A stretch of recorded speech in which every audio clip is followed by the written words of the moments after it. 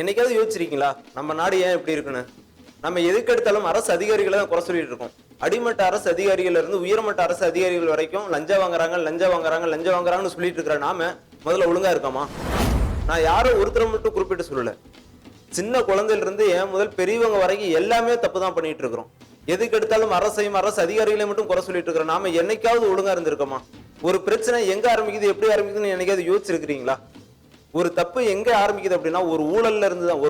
ஒரு லஞ்சத்துல இருந்து தான் அந்த தப்பு ஆரம்பிக்குது. அந்த ஊழலையும் லஞ்சத்தையும் அரசு அதிகாரிகள் மட்டும்தான் வாங்குறாங்களா, இல்ல அரசியல்வாதிகள் மட்டும்தான் வாங்கிட்டு இருக்காங்களா? சாதாரண சாமானிய மக்கள் ஆரம்பிக்குது இந்த லஞ்சம், இந்த ஊழல். முதல்ல நாம திருந்தணும். இன்னும் தேர்தல் தேதி கூட அறிவிக்கப்படல, ஆனா மக்களாகிய நாம இப்ப இருந்த லஞ்சத்தை வாங்கிட்டு இருக்கோம். ஒருத்தர் ஒரு லஞ்சத்தை கொடுக்குறோம் அப்படின்னா அவனுக்கு தேவைக்காக தான் மட்டும்தான் கொடுக்குறான். இப்ப நம்ம ஒரு அதிகாரிகள்கிட்டயோ ஒரு அரசாங்கத்திட்டயோ நம்ம ஒரு லஞ்சம் கொடுக்குறோம்னா நம்மளோட தேவைக்கு மட்டும்தான் கொடுக்குறோம். அது என்ன தேவை, அந்த தேவை சீக்கிரம் முடியணுங்கிறதுக்காக தான் லஞ்சம் கொடுக்குறோம். அதை விட்டுட்டு அவன் லஞ்சம் வாங்குறான், நான் லஞ்சம் கொடுத்துக்கிட்டே இருக்கிறேன், என்ன நாட்டுல நடந்துட்டு இருக்குன்னு நம்ம கேட்கறோம்ல. சொல்லுங்க, கேட்கறோமா இல்லையா? அதே மாதிரிதான் இப்ப நம்ம ஒரு லஞ்சம் வாங்குறோம் அப்படின்னா, நம்ம லஞ்சம் கொடுக்குறோம்னா நமக்கு தேவை இருக்கு. அப்ப நம்ம அந்த லஞ்சத்தை வாங்குறோம்னா நமக்கு தேவை இருக்கா? இன்னும் தேர்தல் தேதியோட அறிவிக்கப்படல, ஆனா நம்ம இன்றையிலிருந்து லஞ்சம் வாங்கிட்டு தான் இருக்கோம். ஒவ்வொரு சாதாரண மனிதனும், மாற்றத்தை விரும்பும் மனிதனும் மனசாட்சியை தொட்டு சொல்லணும் நம்ம லஞ்சம் வாங்கல அப்படின்னு. அப்ப லஞ்சம் எங்க இருந்து ஆரம்பிக்குது? நம்ம கிட்ட இருந்து தான் ஆரம்பிக்குது. என்னுடைய தொகுதி கரூர். இந்த கரூர் மாவட்டத்திலே இன்றைய முதல் லஞ்சம் கொடுத்துக்கிட்டு தான் இருக்காங்க, நம்ம வாங்கிக்கிட்டு தான் இருக்கோம். மற்ற மாவட்டத்தை பத்தி எனக்கு தெரியாது, ஆனா இந்த மாவட்டத்துல லஞ்சம் நம்ம வாங்கி கொண்டுதான் இருக்கிறோம். நம்ம என்னைக்கு லஞ்சம் வாங்குறத நம்ம நிறுத்துறோமோ அன்னைக்கு தான் ஊழலும் ஒளியும் நல்ல ஆட்சியும் பிறக்கும். ஒரு நாட்டோட மக்கள் ஒரு மாற்றத்தை விரும்பி எந்த பாதையில பயணிக்கிறோமோ அந்த பாதையில தான் நம்மளை ஆள்ற அரசனும் பயணிப்பான். இதை நம்ம முதல்ல தெரிஞ்சுக்கணும். நம்ம ஒரு முள்பாதையில போனோம் அப்படின்னா அந்த அரசனும் நம்மளை நோக்கி முள்பாதையில தான் வருவான். நம்ம சரியான பாதையில போனோம் அப்படின்னா அந்த அரசனும் சரியான பாதையில மட்டும்தான் வருவான்.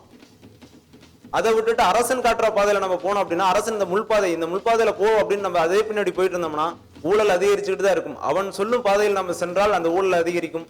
நான் செல்லும் பாதையில் நீ வா அப்படின்றது நம்ம சென்றோம் அப்படின்னா இந்த ஊழல் அதிகரிக்காது.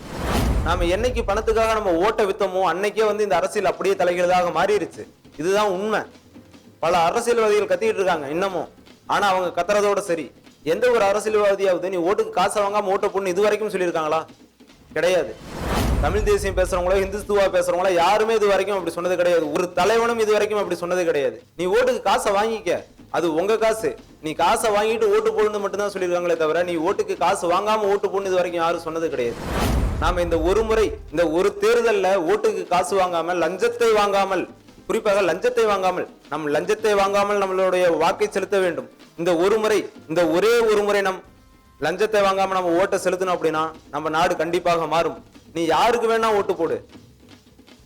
இதுக்கு முன்னாடி ஆண்ட கட்சி, இப்ப ஆண்டுகிட்டு இருக்கிற கட்சி, இல்ல புதுசா ஆளணும்னு நினைக்கிற கட்சி, நம்ம எந்த கட்சிக்கு ஓட்டு போட்டாலும் பரவாயில்லை, நாம் லஞ்சத்தை வாங்காமல் ஓட்டை போட வேண்டும்.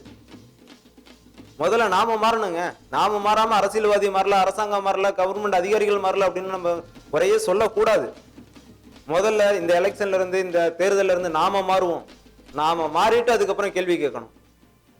நாமளே மாறல, அப்புறம் எப்படி நம்ம கேள்வி கேட்கறதுக்கு நமக்கு என்ன அதிகாரம் இருக்கு சொல்லுங்க? மாற்றத்தை விரும்பும் இளைய சமுதாயத்திற்காக நாம் இந்த ஒருமுறை லஞ்சம் வாங்காமல் வாய்ப்பளிப்போம், வாக்களிப்போம். வாழ்க தமிழ். வருவாண்டா பிரபாகர மறுபடியும் அவன் வரும்போது சிங்களவன் கதை முடியும்.